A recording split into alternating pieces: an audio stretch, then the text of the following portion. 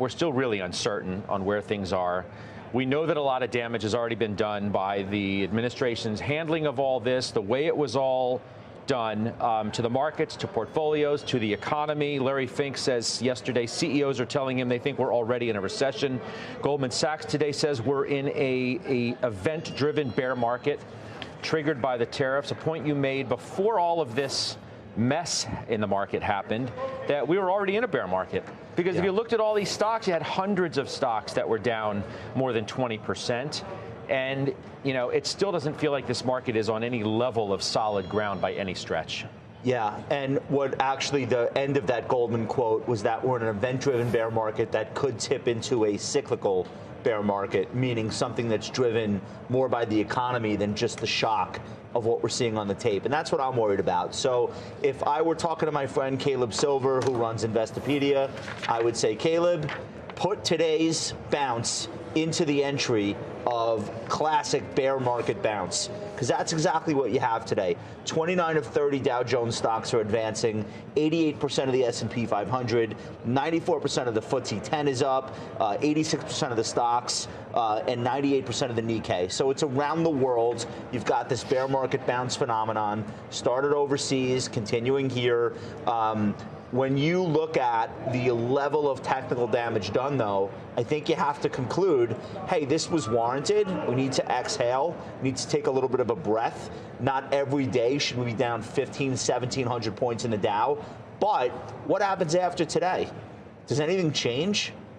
Because if we think we're going into a recession, and if Larry Fink is saying the average CEO thinks there's a recession, well, here's what's to come. Number one, earnings season starts at the end of the week. And you know what you're going to hear? Maybe not from the banks, but everywhere else? Pulling guidance. That's never good. I've never seen it be the bottom when they pull guidance. So that's the first thing. The second thing, and this is more important, everybody understands this. If it's a recession, earnings typically fall 20 to 30%. That's not in anyone's estimates. Even with all of the fear of the last couple of days, that's not where estimates have come down to yet. Plus, multiples are 18. Multiple on the market still 18, not 17, not 16, not 15. So I worry you're going to get the earnings guidance yanked, followed by weak earnings next quarter. Not catastrophic, but weak. Plus, you have multiple contraction.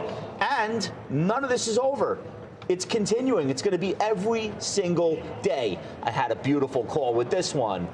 This one's not doing their job and not helping us. And it's just going to be this constant in the headlines. So that's where I think we are.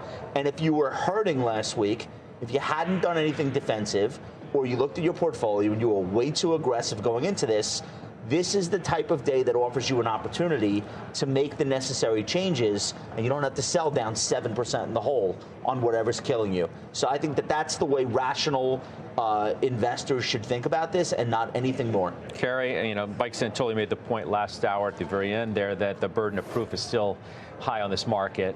That, you know, some are going to use this opportunity, to Josh's point, to sell right into it, because you still have this level of uncertainty. You have this escalated now trade war between the U.S. and China. China says it's going to fight to the end. The Treasury Secretary was on Squawk this morning talking about their escalation being a big mistake.